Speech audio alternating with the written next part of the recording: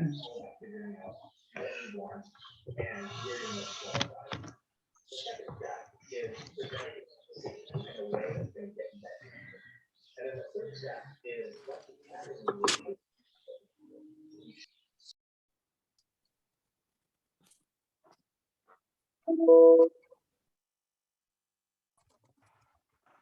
morning, everyone. We'll get started in about 1 minute, but thank you for logging on again for our fourth meeting, but get started in about 1 minute.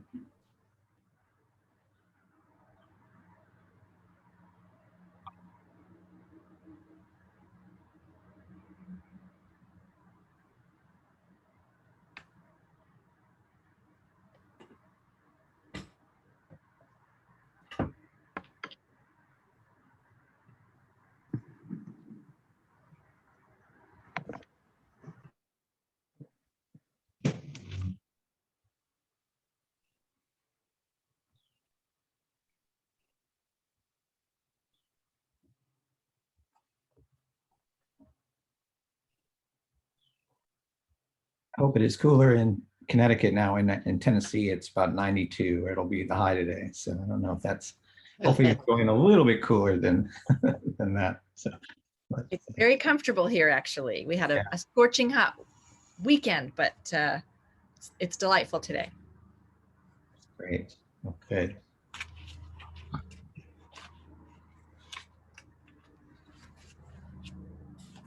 Looks like we're getting everybody come in.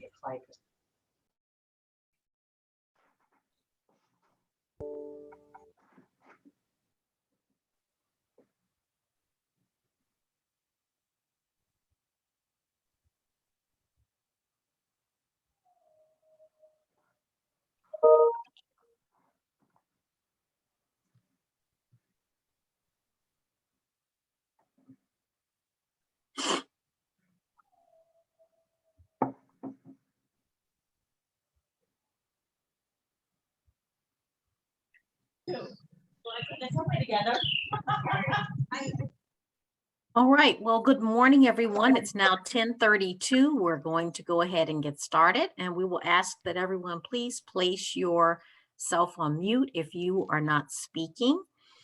Welcome to our fourth session, and I want to start by saying thank you and congratulations to you, our EESP group. You have done a lot of work. This is our fourth session, and you should be very proud of the work that you've done. We are pretty much wrapping up now phase one of what we started working on throughout this process. Today, you're going to learn what the next steps will be regarding our draft document that we have prepared with your input. And we're going to start preparing for phase two, in which we will review our stakeholder process, we'll identify our focus areas and determine our subcommittee topics and then next steps. So at this time, I'm going to turn it over to Paul Fleming so that we can go ahead and get started with our work for today. Paul. Great. Well, thank you, Dr. Tucker. And again, thank all of you again for making the time, for being here at these meetings, and also to extend the congratulations for all this important work. We know this is not easy, and it's substantial, and it's really, really critical work. So again, I think kudos to everyone for your feedback and your engagement to get through this phase one, is what we're talking about, for the draft flexibilities that will go to the state board next week. So just a couple quick housekeeping tips. Again, a reminder, please, if you can, limit your background noise, mute your phone, and again, continue to use the chat box as a way to pose questions and comments, as how critical your feedback is as well. And also a reminder that this is being recorded, and both the chat box transcript and the meeting recording you will receive after today's meeting, and that will also be posted to the webpage as well. And just again on the norms, that a quick reminder to position all of ourselves as a learner, and I think that's been really impressive to see. I know from my perspective of everyone coming together, hearing multiple perspectives, and moving forward for the common good, which is impressive. And that's where, again, we rely on the chat box for your thinking. We'll do that a little bit later today in the meeting to get your kind of quick initial thinking around a couple of those focus areas for the 2022-23 evaluation guidelines as well. So we appreciate that. We're going to move to this first part, and Chris is going to kind of kick it off and walk through, where you've been and where all of us are going with the phases and also the stakeholder engagement plan. So Chris, I'll turn it over to you. Thank you, Paul. Good morning, everybody. It's a pleasure to see all of you. I would like to take a moment. Several organizations did take us up on the opportunity to have a guest observer join us today, so that we'll be allowing that to happen for organizations moving forward. So we thought it'd be just a nice opportunity. Again, as a guest observer, they will not be participating necessarily in the dialogue today or the discussion, but will be helping represent what's discussed and the feedback and bring that back to their organizations. But we thought it'd be nice to provide an opportunity for our guest observers to just quickly introduce themselves to the council, and then we'll move forward with kind of this next part of the work this morning.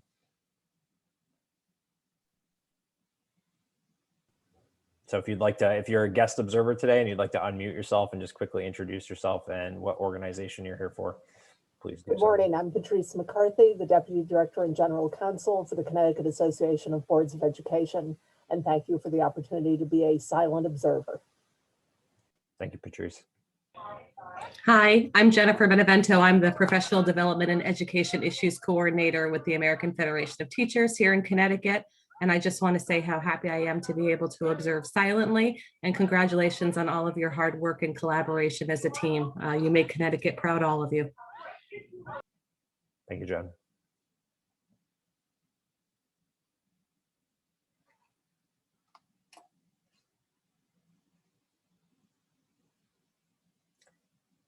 All right. So again, as I can't reiterate enough on behalf of the Talent Office team, Dr. Tucker and Dr. Fleming, thank you for all the effort that you've put in our previous 3 meetings and the work in between.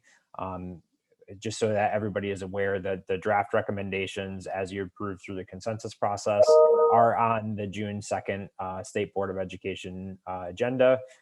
So the report has being sent and prepared to go to the State Board and the Commissioner for final approval. So we're excited that that will be kind of entering that phase of that work next week, and hopefully that will officially kind of be wrapping up phase 1. And so as kind of Dr. Fleming pointed out, what we're excited about today is that we're officially really launching phase 2 of this work. And I think that's a huge kudos to you that we got, I think, what's going to be very well received feedback and flexibility measures for the field. I think that individuals that are aware of the draft and have been able to kind of see the iterations of the draft unfold on the website are feeling good about the direction that it's moving in and their ability to implement that easily next year to support educators, administrators, and students. As we move into phase 2, I think one of the things that we're going to really talk about today is how do we shift into phase 2 while also continuing a through line to make sure that the supports are in place for the flexibilities for the upcoming school year. We recognize that just because we've adopted the flexibilities, there are still areas where additional guidance and supports need to be developed and put in place over the course of the summer so that they're ready in the fall for districts and educators. And in doing so, we're going to try to keep that through line between the supports for phase 1 and kind of those topics and areas for continued growth and conversation during phase 2 of this work. To help inform us with this process, what we wanted to outline today was our preliminary planning regarding stakeholder engagement across the state. And the stakeholder engagement process is really going to be initially looking at from June through September, leading into the fall and really leading into us reconvening together as an entire council. Phase 1 of this, or step 1, stage 1, however we want to kind of frame it out, is really going to be about engaging our existing PDEC members across the state. So we know that PDECs are functioning in every district. We know that the level of involvement of PDECs differentiates across the state and in different regions. But I think first and foremost, we want to recognize that that's really critical feedback to this group and our planning and initial thoughts around what permanent changes would we like to make to the educator evaluation system moving forward. We also want to recognize that in the previous iterations of PEAK, the department did put out a survey through PEAK to get feedback on PDEX and inform kind of the decision-making process. But we want to recognize that I think a lot of organizations on this call didn't necessarily feel that the survey mechanism and instrument spoke to all the different aspects of the questions and concerns that existed regarding the functionality of PDEX. So I think what we are proposing to all of you is that as we begin to dive into this work this summer, we'd like to look at the original PDEX survey as a starting off point for conversations, but recognizing that in order for this to be a really beneficial and important process, we have to have a universal instrument so that whether or not it's the State Department of Education that is surveying PDEC memberships, or whether or not you would like to survey your own PDEC memberships that are part of your organization, we're all using the same instrument to do so that we can bring that data back to the group as a whole. So as we work on the survey instrument, the other piece that's going to be happening is we're looking at partnering with our RESC Alliance to host regional forums across the state. These forums will be hosted and facilitated by the RESCs in partnership with educators in their region. So we purposefully in the contract that went to the RESCs, there is a stipend available for both an administrator and an educator to serve as a co-facilitator in this process. We think that it's really important to have this as a partnership. And more importantly, what we're going to be looking for some feedback and input today from you is the process in place and the protocols in place for these forums to take place. We would really like to see a consistent format for these regional forums to happen across all 6 of the RESCs. And then ultimately what we would like to be able to do is take that same format and move it into stage 3 of stakeholder feedback, where we would work with our colleagues at the department to have some department specific focus groups. So the Bureau of Special Education, the turnaround office, some of our colleagues could facilitate that same process that was being used in the RESCs. And then we could also share that process with each of the organizations on this call, so that if you would like to host your own specific forum and feedback group with your stakeholder groups, you could do so following the same protocols that had been utilized by the RESCs in the regional forum and the State Department of Education. So that again, in the end, all the feedback that we're gathering is consistent across the board, and we're able to really look at that to help inform the next steps of this work. So at this point, I'm going to turn it back to Dr. Fleming to kind of discuss what we're considering to be an initial outline for what that stakeholder feedback process and protocol would look like.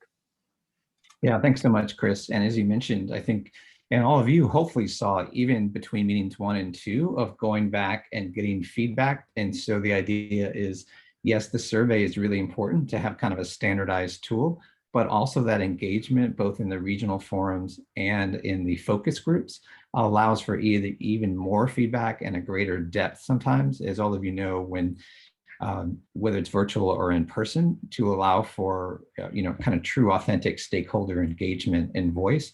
And so wanted just to share a couple of things that often are associated with best practices with both regional forums and focus groups, and then get your thoughts, as Chris mentioned, about if this looks like the right structure, right, that's there, because I think at the end of the day, as Chris mentioned, important that there is consistency, right, across the board in terms of the structure, in terms of opportunity for all educator engagement, and also in terms of the consistency in questions. So, initially, I think the purpose, as you see here in draft form, right, is to get that diverse array of statewide stakeholder input and feedback through the regional forums and focus groups to inform the recommendations for the updated 2022-23 evaluation guidelines. And part of that is to be very upfront, so people know in stakeholder sessions what the purpose is of the convening, and it's not just something that's unfocused, right?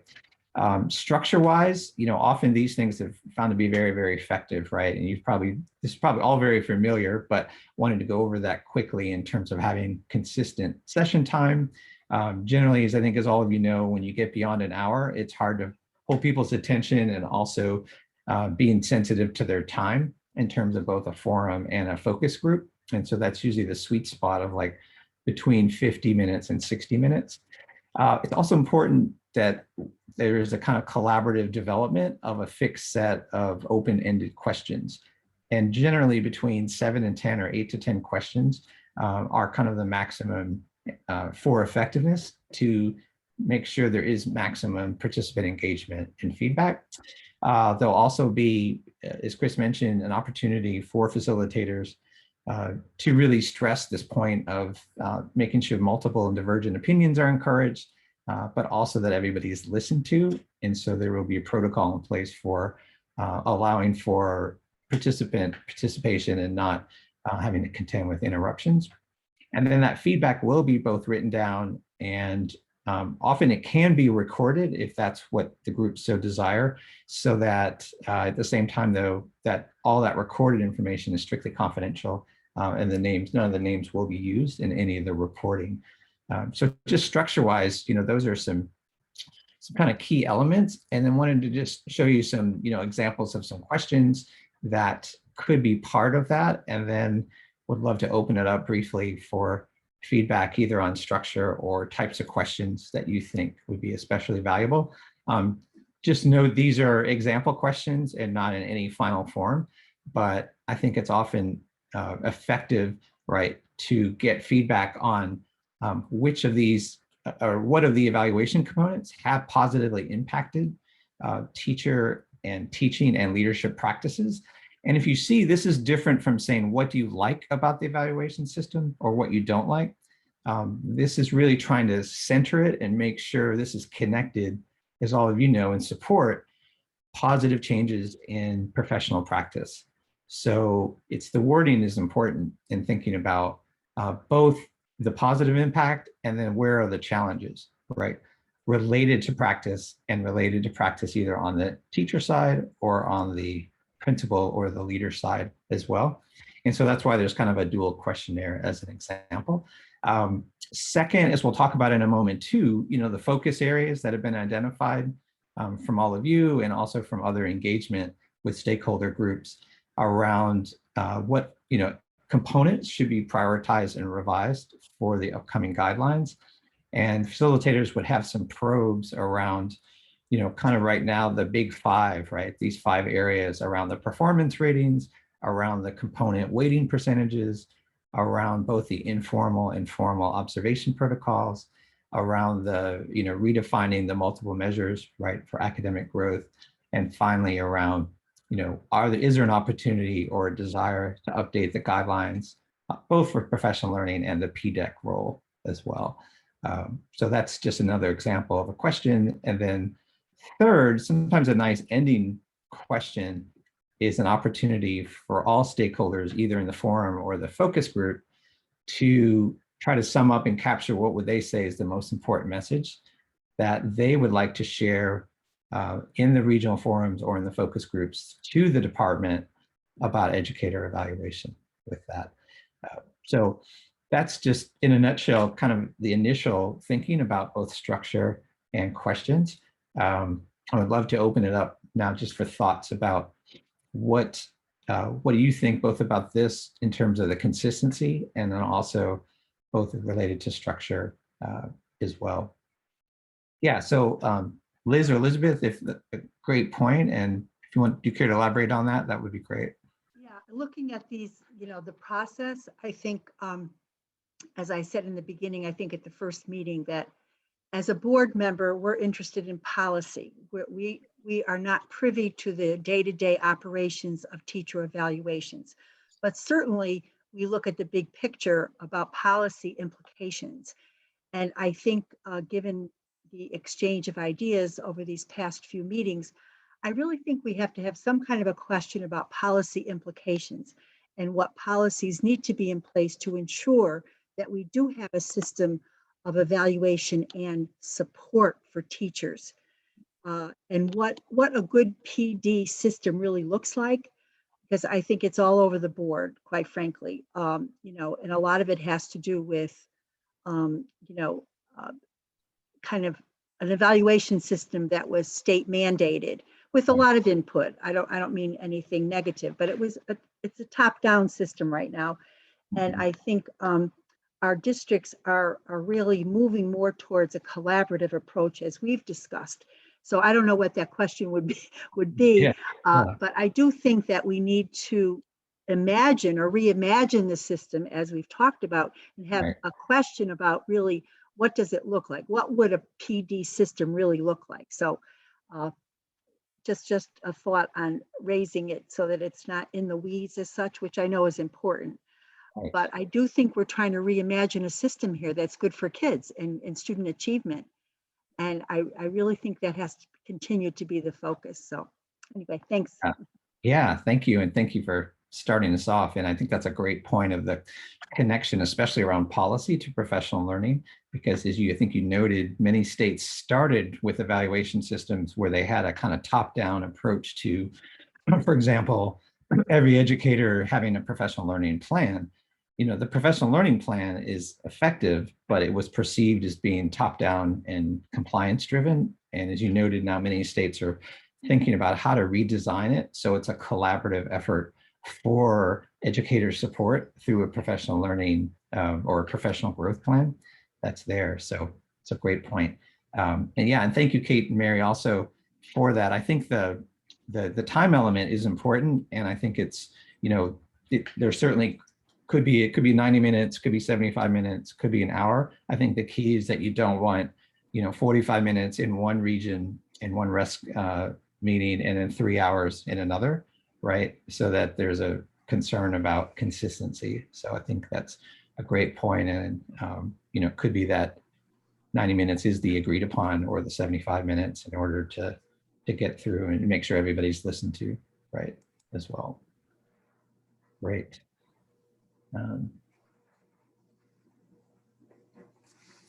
Other thoughts about that, just in terms of structure or types of questions, right?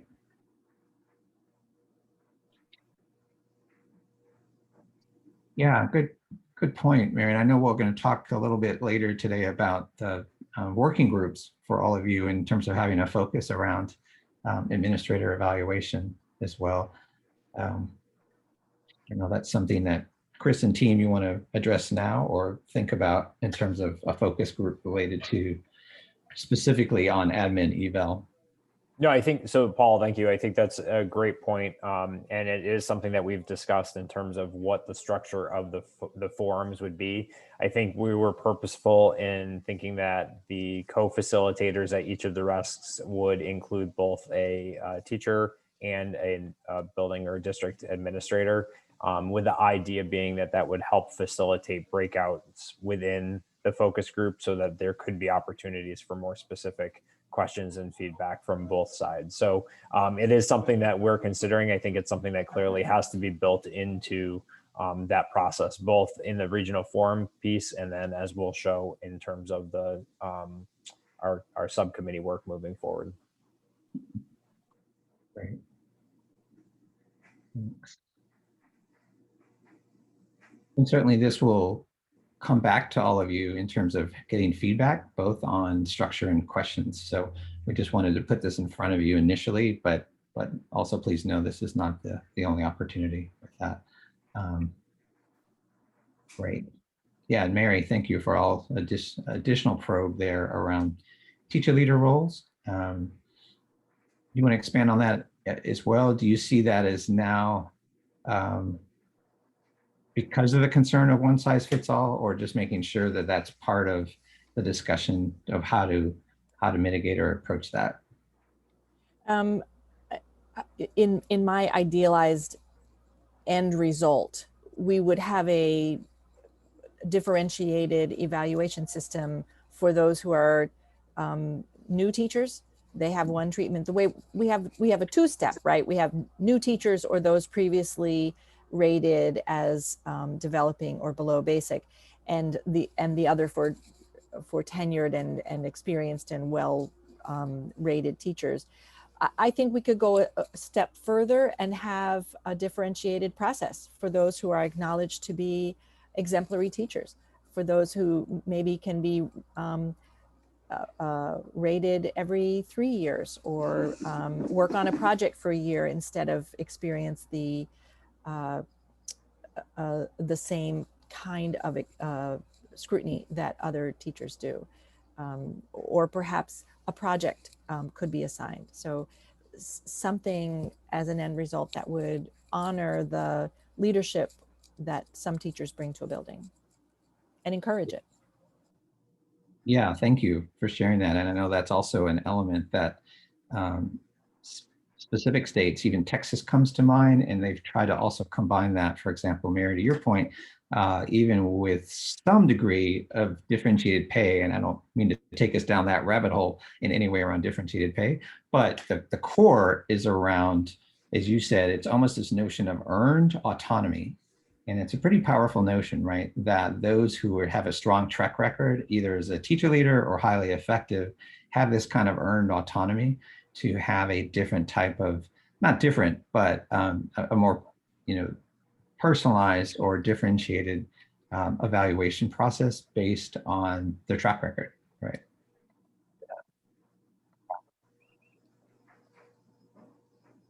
Yeah, and right now, it's from my understanding is that right now it sounds like that's also just very school and district based, right? Deciding on how to elevate a teacher to a teacher leader role, or how to determine the responsibilities of a teacher leader. I mean, in a way, there's a lot of good local autonomy, the way I understand it. Is that, Mary, would you agree with that? Yes, for example, we have people who serve as team mentors. So already we are giving them an incredible privilege to help guide new teachers into the profession and monitor and support their growth as new teachers in the scaffolded manner of the team modules. So if that person is considered to be excellent enough for that, it may be that could serve as an alternate project, so that for 1 year they could step out of the routine of 3 observations, and that could serve as something. Mm-hmm. Thanks. Yeah, Kate, thank you. Yes, I was just going to say that a differentiated process is really central to improving the entire system. And I think freeing up the teachers that have a record of distinguished performance allows them to take similar risks and really invest themselves in professional learning and trying out those new strategies. And a differentiated process will also allow those quote unquote master teachers to contribute to the professional learning of the teachers with less experience, or perhaps those that don't have that track record. So I think a differentiated process honors those teachers that have worked hard and have a distinguished track record, but it also creates sort of a collegial atmosphere within the school. Yeah, thank you. And that's such a powerful point about it's helping then the peers and colleagues and school culture when those master teachers are able to directly work and be engaged, right, with their colleagues, especially novice colleagues, in a way that's somehow structured, right, to have that differentiation, as opposed to just hoping it happens, right, or that it happens informally as well. So, yeah, thank you. And a good point connected to the elevating kind of the exemplary teachers. Yeah, Fran, thank you.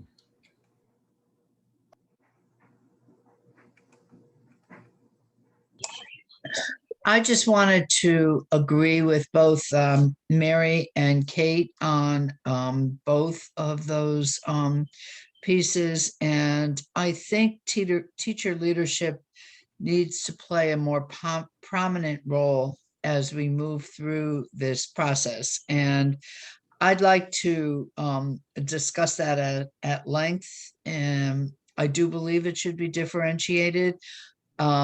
I also don't want to see, I would love to see different ways of evaluating those teachers over time, but I also don't want to ignore their classroom, because I do think that it's important to give them the positive feedback that they're meeting all of their students' needs. But I don't I don't necessarily feel it has to be every year in the classroom. It could be in many different ways. So I just want to say that. And I also want to pick up on Mary's piece about administrator evaluation. I do think it's important that when we have these focus groups, teachers and administrators are together. But I also feel strongly that the administrator evaluation needs to have their own place this time. And we really need to spend time on it separately from the teacher eval. I know there are a lot of similarities, etc., but I worry because it so fell off the radar screen last time. And we all know that if you have effective administrators that are able to build teams in their schools, it empowers teachers to do a much better job. And gives them more job satisfaction. So I would absolutely ask that we keep that in mind as we move forward. Thanks. Yeah, thank you. A great point. And as you noted, I think there's also really important findings, just to add to that briefly, about the cost to districts when principals have to be replaced. Right? It's not a low cost endeavor. And so it even heightens the importance, right, of having the right principal in place and giving them, training support to grow their leadership skills, so that you're not on this roller coaster of having to replace, and also the disruption to student achievement. They're finding more and more when you do a lot of turnover at the principal level, there's not just the financial cost, but there's the academic cost as well. Yep, yeah. I couldn't agree more. And I will tell you, in a very selfish sense, as a superintendent, having the effective principals in place made my job so much easier. I didn't have to worry about schools where there were effective principals. And I worry sometimes that they're overlooked in this process. And I think that not only do they need evaluation, so to speak, but they need what this evaluation should constitute, which is support and development of their skills, so that they don't leave the profession, so that we're not replacing them, and that they grow, and they're the linchpin. And I say that my husband retired, but has been a principal for more than 30 years. And I just know firsthand the difference that it absolutely makes. And so I'm really going to keep plugging for that this year, to make sure that we include that as a separate entity for administrators. Thank you. Hello, Elizabeth. Thank you.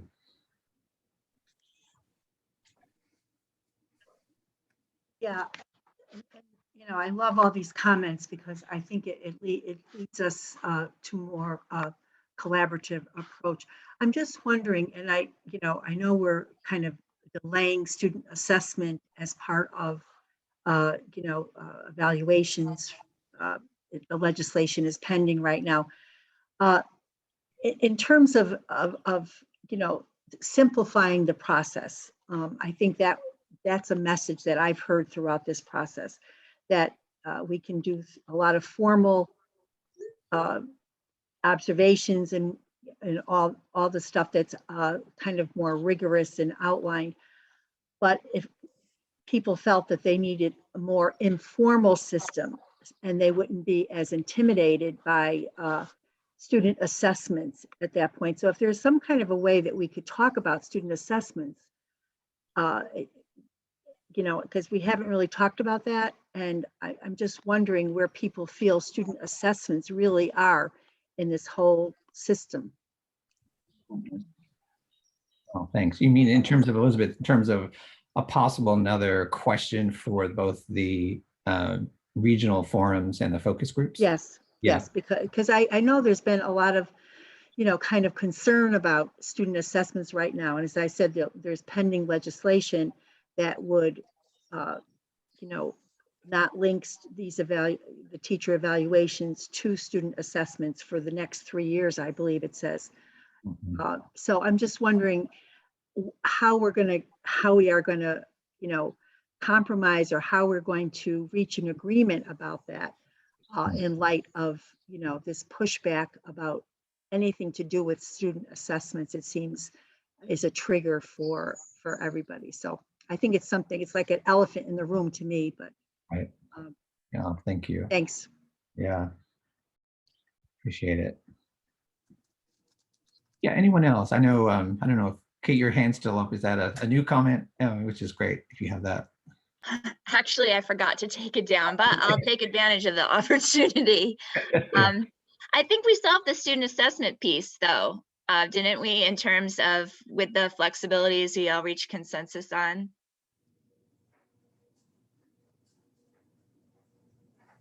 In terms of the teacher and the evaluator having a discussion, reviewing the data available and mutually agreeing to what assessment is going to be used to measure the growth of the student.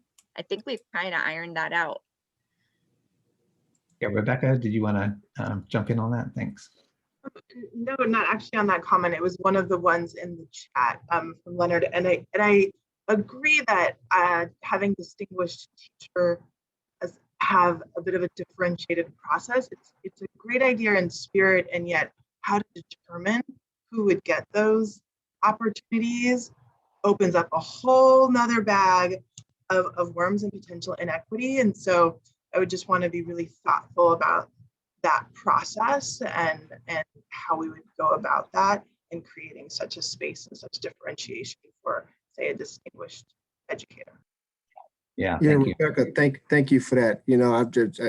I think I've heard loud and clear the concerns of the process as far as evaluation, and that there be trust, and that there be civil collaboration at the table, and that it should not come across as adversarial. So I'm all for that. And what I don't want is, it's like when you take medicine, it solves one problem, but then there can be some other unintended impacts that we just are not aware of at this time. And we really, really want to get rid of the subjectivity of the process. And we want to get rid of any thought of any favoritism or stuff like that. Because at the end of the day, we're still responsible from a Board of Ed member perspective. I'm responsible for evaluating one person, and that's my superintendent. And I have to evaluate him or her on an annual basis. And the data is flowing in on an annual basis. And what I don't want to hear from the superintendent is that he or she is hamstrung based off of process. I want what's best for the teachers. I definitely want that trust to be back at the table. So I've heard that loud and clear. I just want to make sure that the process is fair to everybody and that we're all accountable for student achievement. Because at the end of the day, if the students are not achieving in my district, my electorate has the right to vote me out and put someone else in that's going to actually address the situation. And the only way that as a board member, and I'm speaking from a board member perspective, the only way I can evaluate that and handle that is interacting with my superintendent through curriculum, policy, and budgeting. So I just want to make sure that I put that out there from a board member's perspective of our limitations on how we can address this, but at the same time, make sure that we address our human capital and make sure that they're content and happy in what they're doing as well. Right. Yeah. Thank you both, Rebecca and Leonard, for that. And I think that's part of what I think the department is thinking around the kind of long runway around the revision, right, of these guidelines, so that one, they're not done overnight. Two, that there is that opportunity to make sure it's clear. I think, Leonard, to your point, so that there's not a feeling of, oh, this is just what now can be, people can do in a off to the side and out of scrutiny, right? That principals can do whatever they want and perpetuate inequities, as opposed to kind of a robust, clear system that allows for flexibility, but still has, it's almost these guardrails, right, that are there in place so that there's not that distrust or that kind of right, as you're mentioning. Exactly. And if I may add, you know, I think to build trust and to build, you know, powerful schools, you have to be really clear on what good instruction is. And so as much as I think the CCT is a strong tool, I still think there's work to be done in that rubric around really creating clarity about what it looks like. Because when you have subjectivity about, you know, trying to define parts of that rubric, now I have to put it in the hands of an administrator who may be growing and learning and might struggle with that part. And if they do struggle, now they've lost trust with their teachers because they haven't been able to be clear about what good instruction is. And so it's a real struggle when we have language in there that you know, it might mean something to you, but it means this to me. And now I can't give you targeted feedback to really help you and support you in your growth. And so you feel that the process hasn't helped you as a professional. So I don't mean to, I said this before, but that tool that the University of Virginia had, the TeachTone tool, is as crystal clear as it's the teacher smiling at kids. I know what that means. I think I can talk to someone, I can observe that, I can see that. And how does that help? It creates a sense of belonging. Why does belonging matter? Because kids don't learn when they don't feel they're cared about, you know, so that type of like real concrete language. I would challenge this group to say, I think we can do better than the subjectivity that lives inside that rubric. And it's not about creating 100% of exemplary teachers. It's just making sure that every kid has access to really good teaching. And I think you can do that with some clearer language inside that evaluation tool. Mm-hmm. Thank you. Okay. And I think it's also the spirit, like all of you right now are doing and modeling, which is great, for having these forums, these regional forums and the focus groups and the survey, so that there are no blind spots that kind of continue to stay hidden, right? To Leonard, your point, and others, and also just for the opportunity for both educators, right, principals, school board members, superintendents, organizations, to give that important feedback like you're doing today, which is, I think, the real key. Anything else from the talent team as we kind of segue now into this piece? I think, because Kate, that's a great point now to move into kind of prioritizing the focus areas, knowing that these are not all inclusive, but these are some areas that would certainly be front and center for folks, both in the forums, right, and also in the focus groups, and then also thinking about areas for the revised guidelines. Yeah, Sharon, why don't you go ahead? Yeah, thanks. Thank you, Paul. I'm glad to jump in here, and I just want to echo all of your comments about the importance of considering administrator evaluation and support, as well as teacher evaluation and support. And Liz, in your earlier comment, your phrase of reimagining the system just fits perfectly, because initially both the teacher and administrator evaluation and support systems were designed way back in, for those 2012 guidelines. They were designed by different groups, but the intention was always that they work together as a system of continuous support and improvement for the students that are in our schools. So Fran, I agree with you. We all agree in the talent office, we've talked about this multiple times, that administrator evaluation has kind of fallen off the radar, but this is really an opportunity with all of your very important input to reimagine this process as a system. So these areas of priority that were identified in one of our very first meetings really need to be considered through the lens of teacher evaluation and support, as well as administrator evaluation and support, as well as what areas might be a priority for educators, which may have a different priority for administrators. So thank you all for your comments, and we're keeping track of all of your ideas, and also appreciate all of the comments in the chat. Those will be very helpful to us moving forward. Mm-hmm. Yeah, thank you, Sharon. And just a quick example to build on that. If you see on the screen, like for letter C, right? That focus around the informal and formal observations, but also that is site visits, right, for administrators. And, you know, it's really interesting to see over the past few years now, districts and states refine that site visit walkthrough protocol for principals. In other words, for principal supervisors or superintendents, especially with an equity lens now. So there are a lot of tools that are, you know, being developed and are out there for principals to get feedback now on their own leadership practices related to either equitable or inequitable practices that are happening in their building. And having those conversations are really, really important, right? Between principal and superintendent, or principal and principal supervisor. And especially if it can be then part of an evaluation model.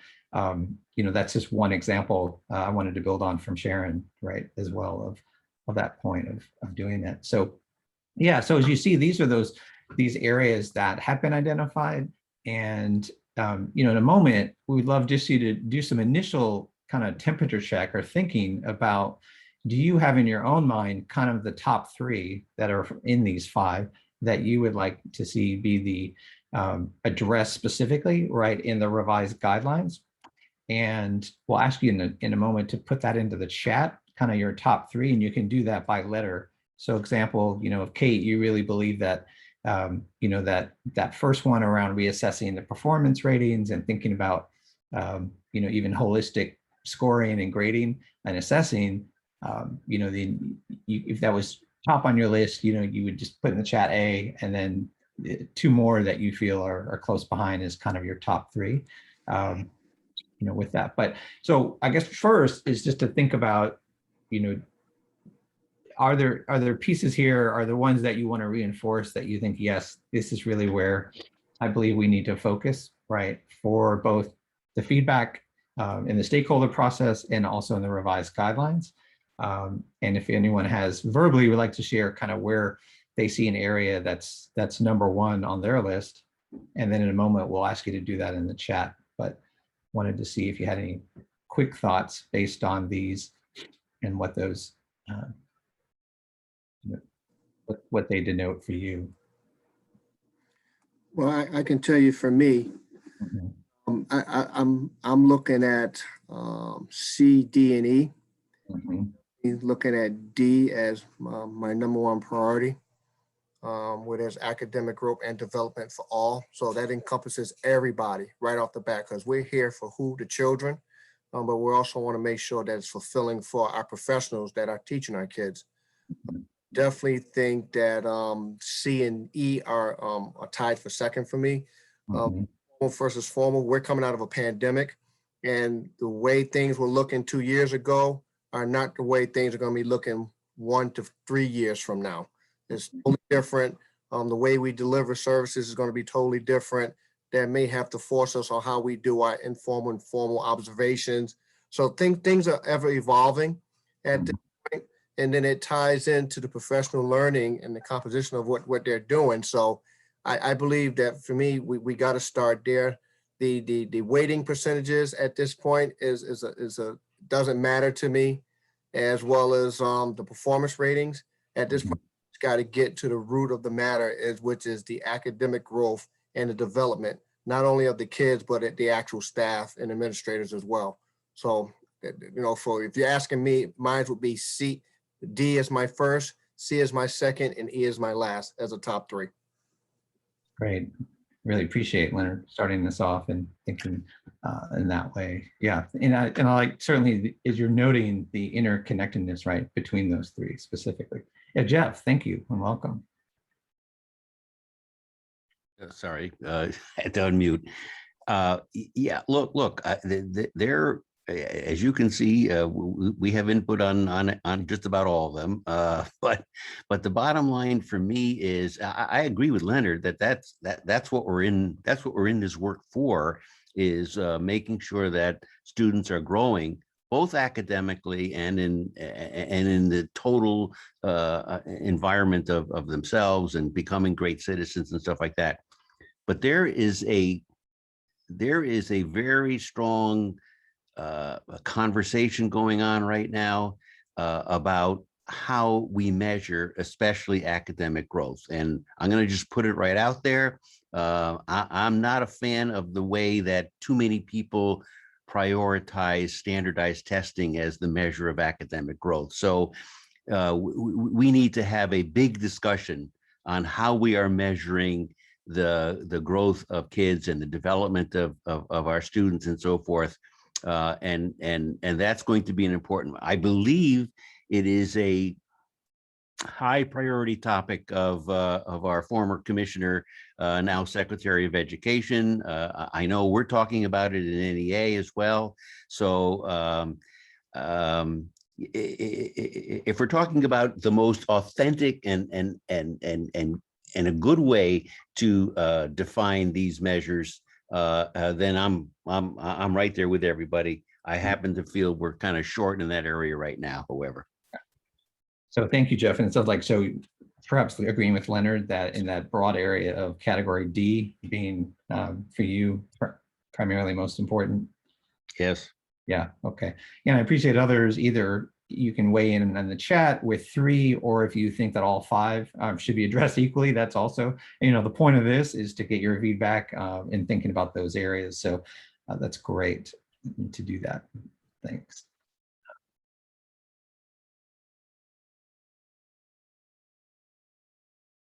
Yeah, Elizabeth, thank you. Yeah.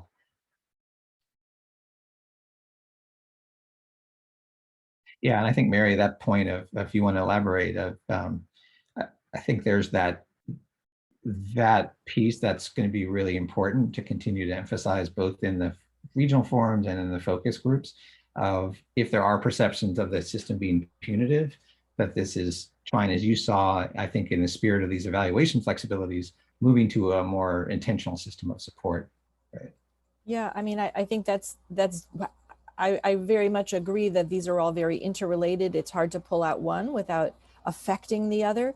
I completely agree. This is about student achievement. How we measure that student achievement is a very important decision. And we currently have described that what we have been working under previously is a system of compliance. It's burdensome, it's complex. It leads to completion steps rather than really deep thinking, and it leads to a punitive end and goal. And if we really want to honor the work that's happening and encourage creative solutions to the goal of student achievement and all student achievement, then it takes a good deal of creativity, and it takes trust in the leaders, and it takes trust in the teachers. And so it's really hard to tease out one thing from another. Yeah, thank you. Appreciate that. And Glenn, thank you for raising your hand too. Yeah. Thanks. I agree, Mary, with what you just shared, and with Jeff and Leonard earlier. And I think one of the important pieces as we look at this and kind of redefining it as well is, can we take the academic qualification out of it so it's more about the whole development? We can continue to increase academic achievement while at the same time we continue to see increased numbers of students suffering from anxiety and social emotional issues and things as well. So, I think the process has to look at, student growth and development more as a whole than just academic achievement, as I feel it does now.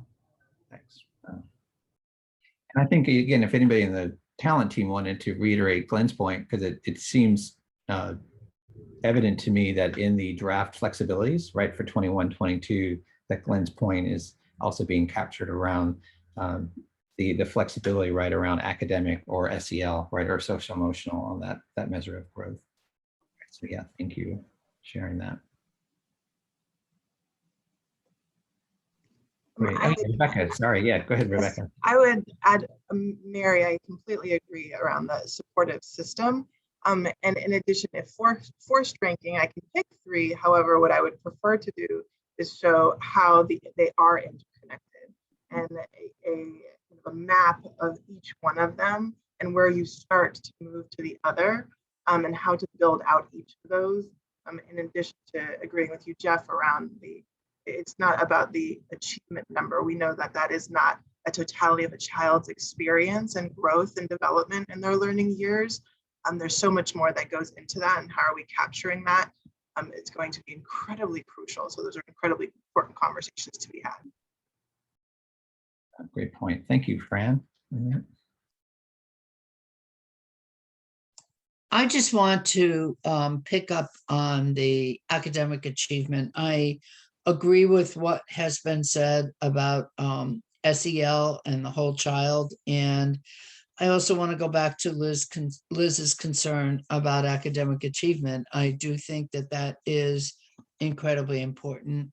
I will put it out there that I have never agreed with SBAC or mastery testing or anything else that is state oriented.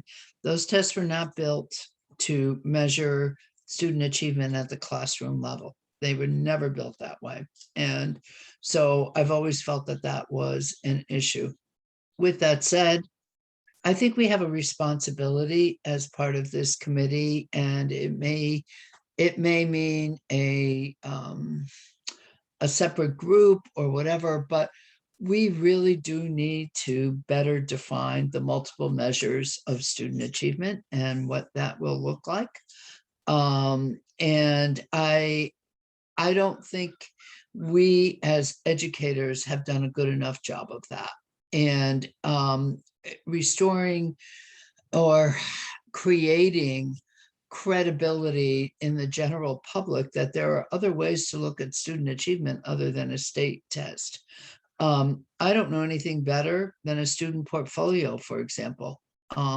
When you look at where a student came in September and leaves in June, in any area. But I don't have all the answers here, certainly, but I do believe it will, this evaluation system is dependent on us developing better ways to measure student achievement. And I hope that becomes part of this responsibility, and not on a cursory level. It's got to be very deep. I think we've been lacking it all along. And I've constantly said we've got to build multiple measures and build credibility in those multiple measures. It's way too easy to look at a 3 or a 4 on SBAC and say, wow, the kids are doing well, or a 1 and say the kids are not doing well. That is, that's just not enough, guys, I think. And so I'm really hopeful that this committee will look into it, or form a subcommittee or whatever, and bring in experts in the field. Yeah, great. Thank you, Fran. And you kind of highlight our next piece with the subcommittee work, but I also wanted to get to Tony and Leonard. And I don't know if Jeff, you have your hand raised too. And I don't know if that's from before or now, but Tony, if you want to elaborate on your chat comment, that'd be great. And then Leonard, thank you.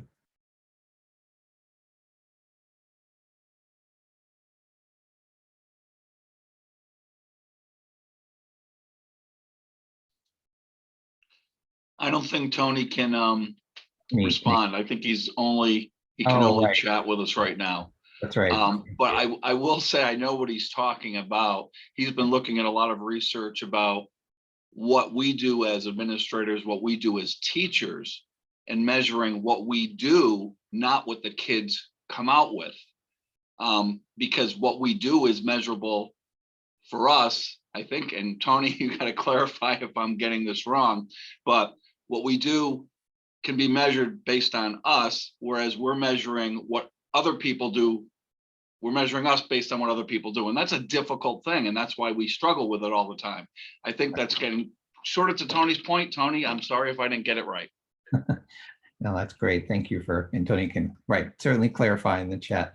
Thank you for helping on that. And Leonard, yes, thank you. Thank you, Paul. I speak from a perspective of the Alliance District. Mm-hmm.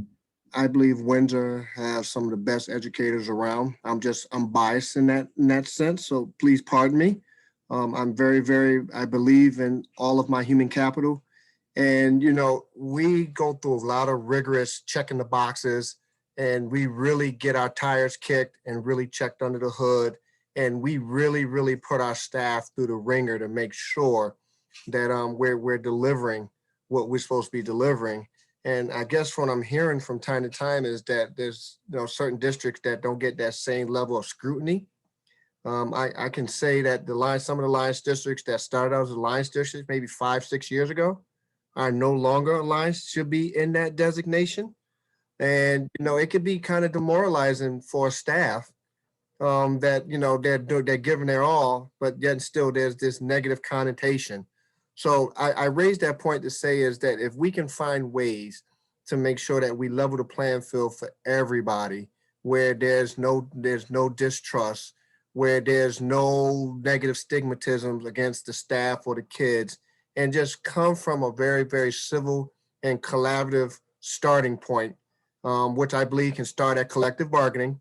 And we can bring some of the stuff that's been said in these conversations and make sure that as a collective group that we are sounding the alarm and marching to the same sheet of music of it's a new day. We all know that we're in this together. We need each other. We can't do this work by ourselves as individual entities or cliques. And we need to get to that point. We should have been there a long time ago, but I think this is a great starting point.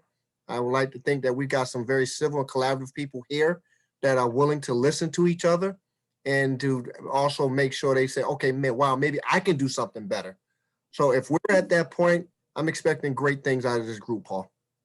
Oh, thank you. And I think a great lead in, just also keeping an eye on the clock. And thank you, Leonard, for all of that, all your feedback so far, because your last point, I think, is the spirit in which the department and the talent team is thinking about the subcommittee work that would be available for all of you to do a deeper explanation. I think, as you're saying specifically, Leonard, around both on the teacher side, but also on the administrator side, to really go deep and think about what can those like innovative, cohesive, rigorous guidelines be to inform practice and to, as you said, with the eye of reaching each student, right? And making sure every student has that effective teacher and leader. And so I think this is the initial thinking from the team is around having an educator practice committee as a subgroup of this council, right? That you would be signing up for, right? Either on the teacher side or the administrator as subgroups for that kind of deeper exploration to think about the recommended guidance, right? For both on two lenses, right? Thinking long-term, but then also if you look at 1B around how to support the flexibilities that are going to the state board next week for next school year, right? As I think Chris mentioned at the beginning, the need for additional guidance, right, for everyone to implement these flexibilities for next school year. And then second, an opportunity interested around the PDEC committee to think about the development of a survey instrument that would be the revision of the peak one from back in the day, right? And really the need to update it for true stakeholder engagement. And then second, to think about recommendations for the guidance regarding the composition and role, right, that are there.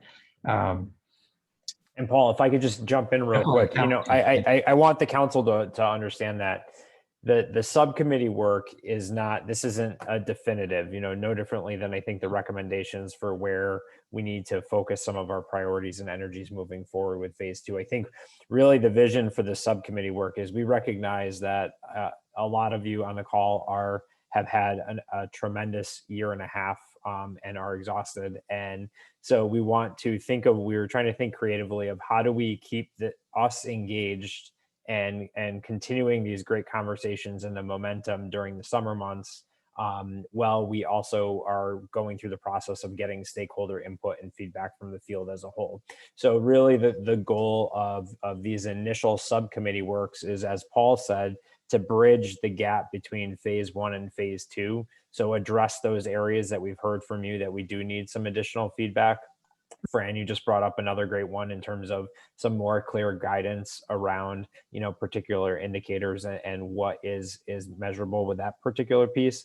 But then also trying to look at what conversations do we know are going to carry through the entirety of phase 2 as well. We know that educator practice is one from both the educator lens and the administrator lens is going to be consistent through phases 1, 2, and 3. We also know that the PDEC committee and kind of guidance around that additional composition around PDECs is something that consistently has popped up as a theme. It's something that we feel we need some guidance for implementation for fall of 2021, but then also to kind of continue that moving forward. And we are happy. We'll look at the comments in the feed in the chat and kind of the feedback from today, and can we look to see if we need a third subcommittee for the summer, but recognizing the capacity of this group as well. And we don't want to necessarily have you all assigned to multiple subcommittees over the summer when many of you need a break as well. So we recognize that. Yeah, exactly. Yeah, thanks. Yeah, and so I think there's just a quick question of whether these look, right to you as Chris mentioned, as opportunities, but not anything that's going to create undue burden. And is there a possible additional topic or area that you think could benefit from subcommittee work? Again, you don't need to answer all this now, but just food for thought and be thinking about what this could look like, because I think that's what Chris is saying. The team wants to make sure this really fits and doesn't create additional burden, but rather an opportunity to think about going deeper. Right? So we're turning to Kimberly now, just to kind of wrap this up for next steps and upcoming meetings, and thinking about feedback and what that feedback loop will look like for all of you. Thank you, Paul. All right, so everybody, we're gonna take back all of your feedback and comments like we shared a little bit ago. Add all of that into a clear email that really describes the next steps that we're going to take, both short-term and long-term. So we work really hard after each of these meetings to listen to everybody's comments and feedback and to really apply that to our next steps. So as usual, you'll hear from me. It'll be about the PDEC survey, providing input and feedback from you. A little more summary about that subcommittee work and what that will look like moving forward. And then also just keeping in mind about early August, we will send out the dates for the EES 2022 meetings for the fall. So all of that will be forthcoming. And then as always, you can send any of your questions to me, any feedback, and I will take those back to the team. And I think that is about it for next steps. Stay tuned. I think we were thinking that this last meeting for phase one, nice to actually give you a little bit of time back in your incredibly busy schedules, and hope that that feels the right thing to do for today. But any other final thoughts or questions or ideas at this point before, as you heard from Kimberly, kind of the next steps that will be outlined in a follow-up email soon. Yeah, thanks, Paul. I'm going to be that guy real quick before everybody's getting ready to log off, and I'll throw one thing out there. I think two things. If your organization or you as an individual are thinking about what subcommittee might be best, and you want to engage with the talent office team around a conversation with that, we're happy to do so. I also, Kate Erickson, early on in the conversation today, had thrown out the Rusk Alliance thought exchange, I believe is what it was called. And that's something that I think we would like to learn more about in terms of how you could see that helping facilitate some of the process as a tool. So if we could connect with you around that, that would be really beneficial as well. Thank you. Yeah, Fran, thank you. You might get the last word here. Oh, the last word, that's way too important, but I just wanted to say thank you to all of you.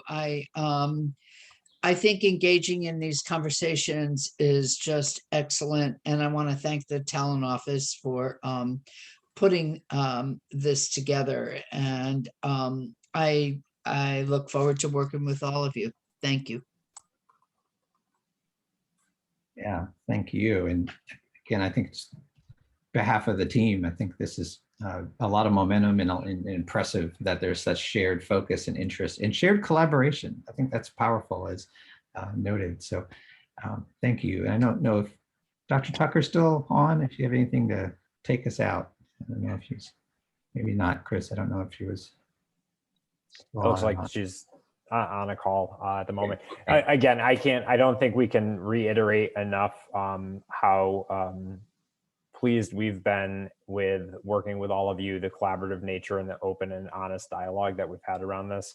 I think, you know, Paul has said it and the team members have said it. I think there is a collective capacity in this group to really make changes to educator evaluation so that it does become a growth for professional development and feedback and a constant growth cycle for students and educators. And again, we are so thankful to partner with all of you in this work. So thank you. Great. Well, thanks everyone. Hope you have a great rest of the week. Take care. Yeah, and we're wishing you all happy countdowns as we know Yes, many of you that's are right. having.